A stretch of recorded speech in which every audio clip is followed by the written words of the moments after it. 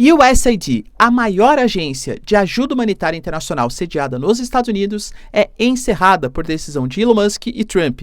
Vai lembrar que essa agência é responsável por cerca de 40% de toda a ajuda humanitária do planeta. Por que será que isso aconteceu, hein? Enquanto isso, Elon Musk, que fica cada vez mais poderoso, agora tem acesso também ao sistema do Tesouro Americano, um orçamento estimado em 6 trilhões de dólares, fora o dado de todo o pessoal que vive nos Estados Unidos. Enquanto isso, a gente tem uma guerra comercial se estabelecendo na América do Norte, com o México conseguindo fazer um acordo provisório com o Trump, ver aqui quais foram, os acordos estabelecidos, enquanto o Canadá não aceita. A gente tem boicotes em jogos esportivos, em supermercados, anúncio de sobretaxas e o Justin Trudeau pedindo para que os canadenses tenham força e reforcem o seu patriotismo em um dos momentos mais difíceis da história do país. Como será que isso vai acabar, hein? Falar um pouquinho também, galera, sobre o Marco Rubio, secretário de Estado americano, que faz visita ao Panamá e consegue um afastamento do país frente aos chineses, que prometem abandonar a nova Rota da Seda. Para finalizar, discutir um pouquinho também sobre as palavras da agência de inteligência russa, que garante que a OTAN tem planos para afastar o Zelensky ainda em 2025. Será que vai rolar? Se vocês querem entender um pouco mais sobre esses assuntos, e muito mais também sobre geografia, geopolítica, atualidades, política, polêmicas, enfim. Tudo para você se manter sempre bem atualizado. Já se inscreve no canal, deixa seu like, compartilha esse vídeo, que eu, professor Ricardo, conto muito com a sua ajuda. Belezinha? Pessoal, para quem não me segue no Instagram, @prof_Ricardo Marcílio. E para quem não sabe, o nosso canal aqui, falo nosso porque é nosso mesmo, tá? É parceiraço da Nômade, que é a maior conta internacional do Brasil e dá acesso a taxas super facilitadas a compras de dólar. A Nômade, ela que aceita em mais de 180 países. Cara, é super simplesinho, tá? Não tem taxa de abertura, taxa de manutenção. Você consegue diversificar ali o seu patrimônio, dolarizar parte da sua renda por taxas muito baixas. Fora que a Nômade, ela te oferece também um cartão físico ou digital que você pode gastar ou consumir em mais de 180 países. Então, vai fazer uma viagem, até parcelamento. Você quer comprar dólar, dá para comprar parcelado, dá para você garantir um preço mais barato, desde que você segure o ano. São vários, benefícios, tá? Além disso, a Nômade também oferece o Nômade Explore, que é um cartão sensacional, que você vai utilizando ele e vai ganhando cashback em dólar, para você ir montando aí a sua reserva estratégica. Se você utilizar o meu cupom Ricardo20, você baixa ali a Nômade e na sua primeira conversão cambial até $20 de cashback. Então, pessoal, não perde a oportunidade, tá? Link aqui, ó, QR Code em algum desses cantinhos ou na descrição. Tem acesso à Nômade, a maior conta internacional do Brasil. Belezinha? Então, bora lá pro vídeo, pessoal. Como eu falei para vocês, nós tivemos uma notícia super impactante da USAID, que é uma agência federal dos Estados Unidos, responsável pela ajuda humanitária. Essa agência, ela foi criada durante o governo Kennedy, ou seja, durante toda a Guerra Fria, né? E fazia parte de um princípio dos Estados Unidos, naquele contexto de Guerra Fria, demonstrar o seu lado benevolente, vamos colocar assim, né? Claro que não é benevolência, não existe isso na geopolítica, nem pelo lado capitalista, nem pelo lado socialista. Era uma questão de influência. Os Estados Unidos sabiam que, dentro daquele contexto de capitalismo contra socialismo, quanto mais ajuda humanitária, quanto mais projetos, mais fácil formar a posição dos Estados Unidos no mundo. A influência capitalista, a influência americana. Hoje, essa agência ela é responsável por gastos anuais de cerca de 72 bilhões de dólares.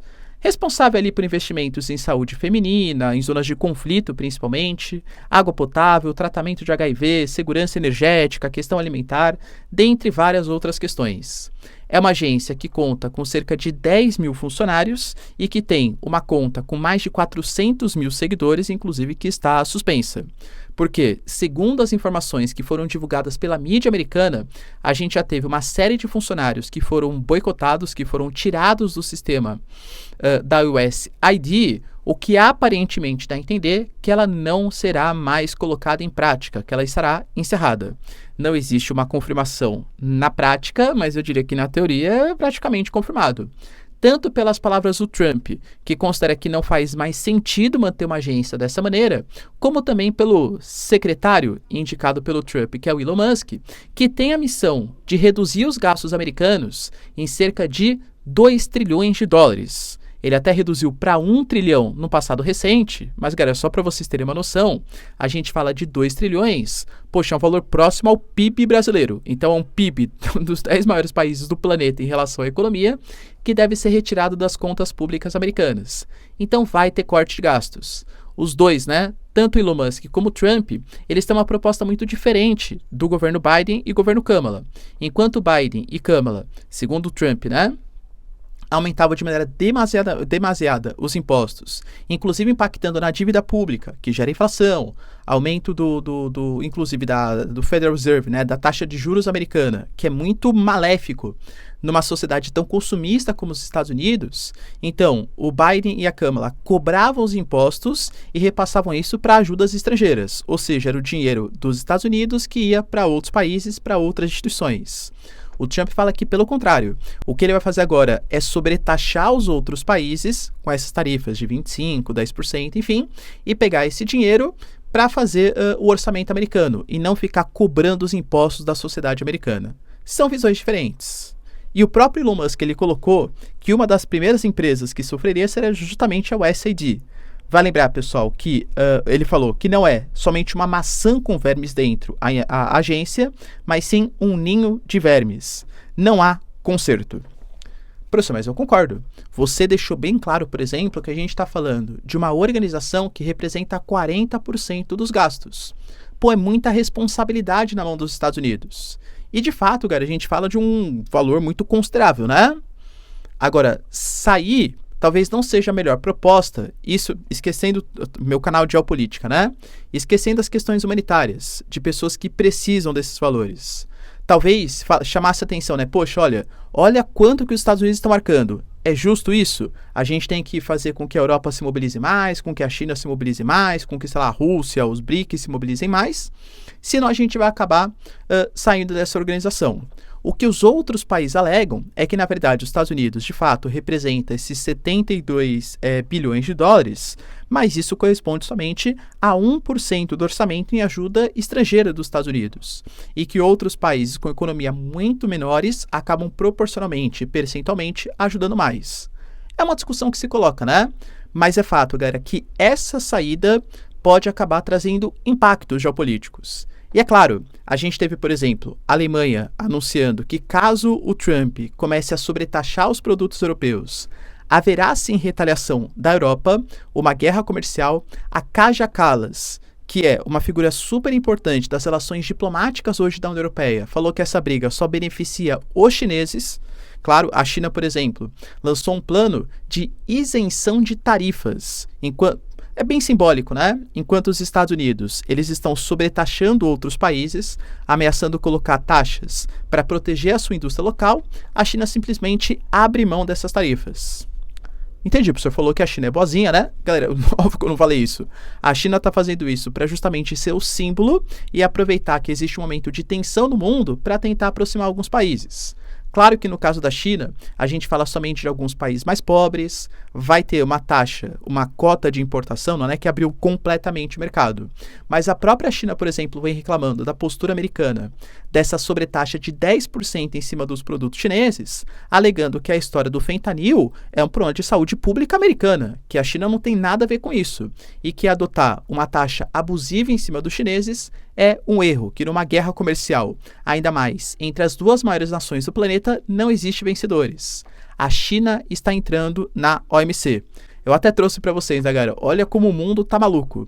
Enquanto os Estados Unidos, que se gabam de ser o grande precursor do capitalismo liberal, e a China é um país socialista, é o socialismo de mercado, né? Mas tem esse Estado forte, a China reclama de sobretaxas e protecionismo, intervencionismo estatal e defende um livre mercado, baseado nos princípios da OMC. Enquanto isso, os Estados Unidos criticam essa postura e alegam que tem sim que ser protecionistas e que não vão ficar subsidiando o crescimento de outros países. O Trump fez uma postagem sobre isso, colocando que hoje a galera que vive nos Estados Unidos, que são contra as taxas, ou não entenderam o que está acontecendo ou não são patriotas, porque o mundo usufruiu do dinheiro da população americana durante muito tempo e isso não acontecerá mais.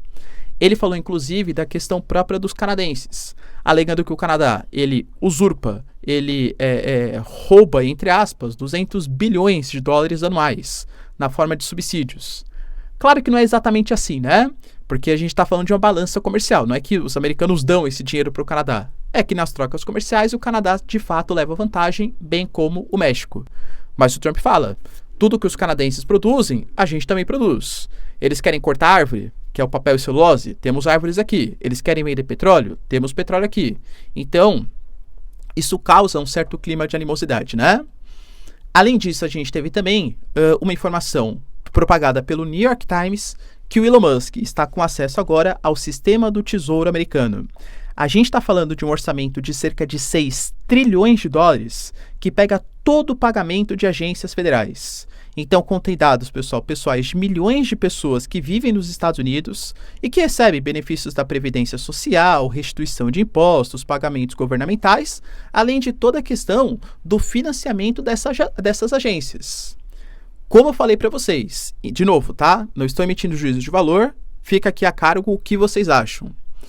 É óbvio que colocar o Elon Musk, que tem empresas que pertencem, que tem ligação com o governo americano, como a SpaceX e a Tesla, e que é um mega bilionário, e que as suas atitudes impactam em bolsa de valores, em valor do dólar, em valor de criptomoedas. Óbvio que isso ia trazer impactos também de possíveis benefícios, vamos colocar, conflito de interesses, né, entre governo e legislação. Essa medida que o New York Times denuncia, que o Elon Musk tem acesso a esses dados, os dados da população americana, se você tem, saber em relação a imposto de renda, saber em relação a benefícios que estão sendo recebidos, o quanto vai para cada uma das agências federais, isso pode fazer com que dono de uma empresa privada se beneficie. Os dados são o petróleo do século XXI. Ah, professor, estou falando que vai se beneficiar? Claro que não, mas pode ser. Inclusive, os próprios democratas reclamam disso e alegaram que vão entrar na justiça cobrando explicações do porquê o Elon Musk, que não foi eleito para nenhum cargo, tem acesso a informações tão sensíveis da população americana. E aí, pessoal, tá certo isso? Quem tá mais certo nessa? O Elon Musk, convenhamos, ele não foi eleito, mas ele foi indicado pelo Trump, que é o presidente do país. Em compensação, é muito poder, talvez, na mão de uma única pessoa. O que você pensa, hein? Deixa aí nos comentários. Outra questão, galera, importante, também relacionado a toda essa guerra comercial, está da maneira diferente como México e Canadá vêm lidando com a questão. O México, que tinha anunciado que colocaria sobretaxas aos produtos americanos, acabou, informação que saiu pela manhã de hoje, quando eu gravo para vocês, fazendo um acordo com Trump. Inclusive, a própria Casa Branca divulgou uma mensagem falando que o México entendeu o recado dessas sobretaxas dos Estados Unidos e o Canadá ainda não entendeu direito o que isso quer dizer. Como assim, professor? A Cláudia Sheinbaum, presidente do país, fez um acordo com os Estados Unidos para prorrogar possíveis taxas de 25% aos produtos mexicanos. Ela prometeu mandar 10 mil agentes federais para a fronteira, justamente para ficar fiscalizando a imigração irregular e também a entrada de fentanil no país. Além disso, o Gara também teve um acordo com os Estados Unidos para trabalhos conjuntos no setor de segurança e comércio e a promessa dos Estados Unidos que vai impedir o tráfico de armas de alta potência para os cartéis mexicanos. Ou seja, a Cláudia Sheinbaum, pelo menos de maneira provisória, fez um certo acordo com os Estados Unidos, que impedirá sobretaxas, pelo menos no primeiro momento. Agora, com o Canadá, a situação está complicada, hein? A gente está falando, pessoal, por exemplo, de manifestações que estão indo, inclusive, em eventos esportivos. Tivemos o jogo de hóquei, por exemplo, no final de semana, e Canadá e Estados Unidos são países limítrofes, mas que têm questões esportivas, questões culturais conjuntas. Um jogo de hóquei que, quando tocou o hino dos Estados Unidos, a população canadense começou a vaiar. Para quem curte aí NBA, a gente teve um jogo do Toronto Raptors contra o Los Angeles Clippers, que também o hino dos Estados Unidos foi vaiado, justamente por conta dessas sobretaxas. E o Justin Trudeau, mesmo gozando, galera, de uma baixíssima popularidade, ele é muito criticado pela população canadense, como primeiro-ministro, até teve a sua renúncia, ele só está de maneira provisória. Enquanto o Partido Liberal vê um outro candidato também para atuar de maneira provisória, porque teremos eleições no Canadá em um futuro próximo, ele vem tentando resgatar um pouco de, sentimento de nacionalidade, de patriotismo da população canadense. Segundo Justin Trudeau, muitos entre nós estão sendo afetados por isso, e teremos muitos momentos difíceis no futuro próximo. Peço que estejam lá, uns pelos outros. Agora é a hora de escolher o Canadá. A gente está falando hoje do Canadá, que tem uma pauta de exportação que depende quase 70% do mercado americano e um PIB canadense que cerca de 21% também vem dos Estados Unidos. Ah, professor, mas o Canadá também é importante para os Estados Unidos. É mesmo, mas o percentual de dependência é pouco mais de 1% do PIB, diferente do Canadá, que é mais de 20%. Então, óbvio que é muito mais prejudicial. Inclusive, alguns analistas, até pelas declarações que o Trump vem dando, alega que a intenção do Trump é de fato causar uma desestabilização interna no Canadá. Porque o Canadá, anunciando essas sobretaxas e não rompendo, mas dificultando muito as relações comerciais, é óbvio que num país que já vem passando por dificuldades financeiras, crises econômicas, crise é muito forte, né? Vou colocar dificuldades financeiras, com aumento do teto da dívida, enfim, talvez não consiga sobreviver tanto tempo. Cara, a gente está falando de um Canadá com a possibilidade de ter crise econômica por conta de crises econômicas com o governo americano. Então, talvez a ideia, segundo o Trump, né, aliás, segundo os analistas, é o Trump boicotar o Canadá, promover uma crise interna, uma crise política, crise econômica, que abre espaço para o aumento de uma percepção que os Estados Unidos poderiam ser a salvação. Não cobraremos sobretaxas, protegeremos a sua fronteira, colocaremos um orçamento aqui mais rígido, que seria benéfico para os canadenses. Será que vai dar certo? As informações que circulam é que há um racha, enquanto uns vêm com um certo ódio do Justin Trudeau, porque coloca ele como um dos responsáveis por essa crise, ou talvez o principal responsável, há um sentimento também de compra somente de produtos canadenses, de evitar fazer viagem de férias para os Estados Unidos e gastar no Canadá.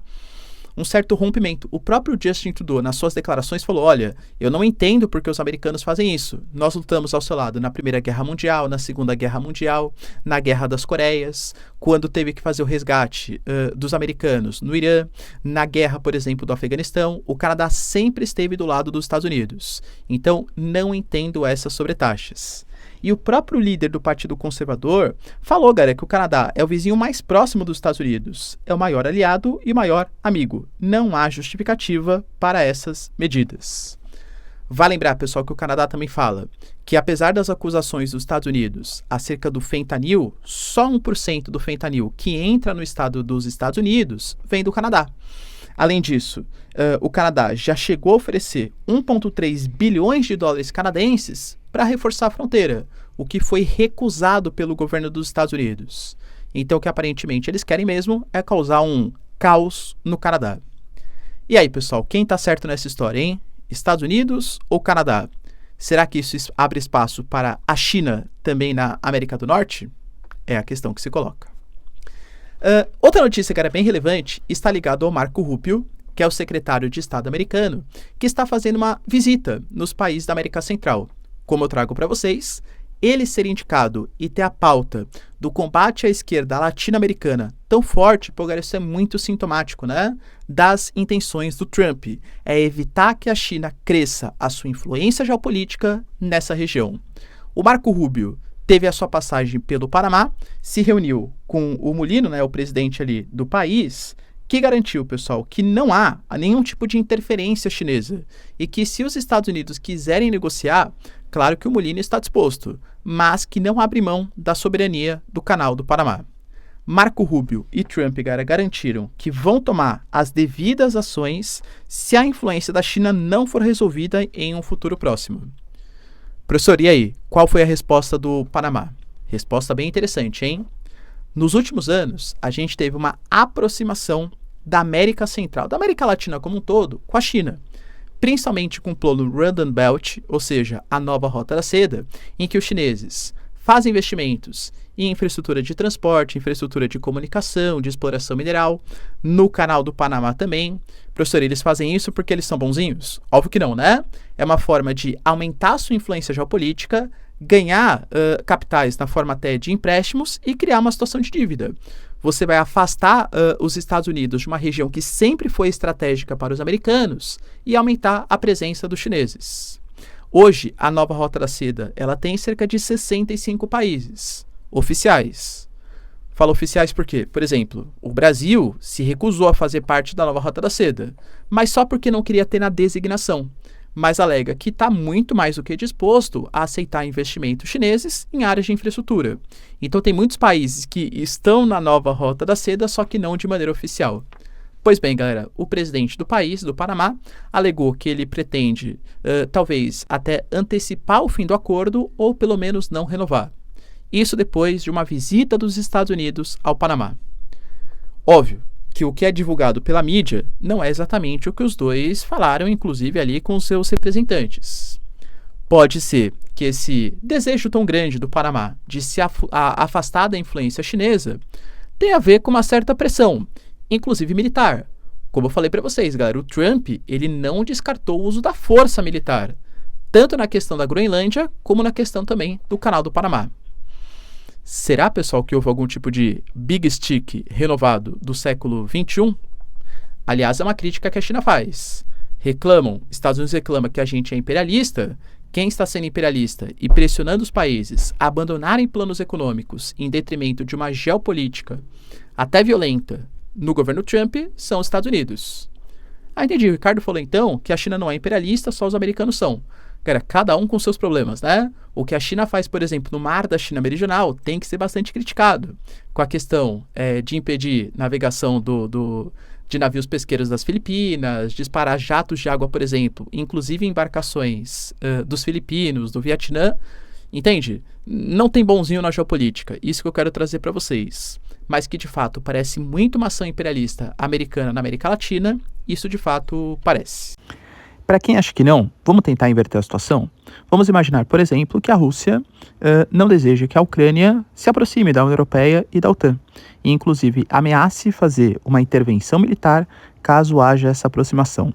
Você considera que essa atitude da Rússia é imperialista frente aos ucranianos? Então por que a atitude do Trump não é em relação ao Panamá? Entende?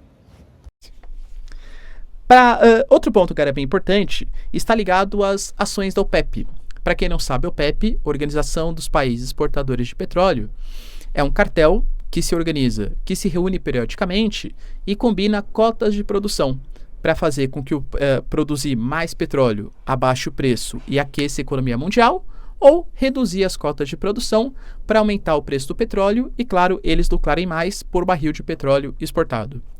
A OPEP+, seriam os países oficiais da OPEP, mais aqueles convidados, por exemplo, o Brasilzão. O Brasil ele participa das reuniões, mas ele não pode ter voto e também não é obrigado a cumprir o que a OPEP determina. A OPEP+, em resposta ao desejo do Trump, o Trump a gente sabe que quer controlar a inflação dos Estados Unidos e uma ótima maneira seria reduzir o preço da energia, reclamou que a OPEP deveria aumentar a cota de produção de barris de petróleo para que cause uma queda do preço da energia, controle a inflação e abra espaço para uma queda dos juros americanos, incentivando a construção, a criação de empregos e a circulação da economia. Aparentemente, a OPEP+, não fará isso. A OPEP+, recusou e falou que não mudará sua postura, pelo menos num futuro próximo. Será que teremos então Trump ameaçando todos os países da OPEP? Lembrando que existem grandes parceiros, inclusive a grande liderança, que é a Arábia Saudita.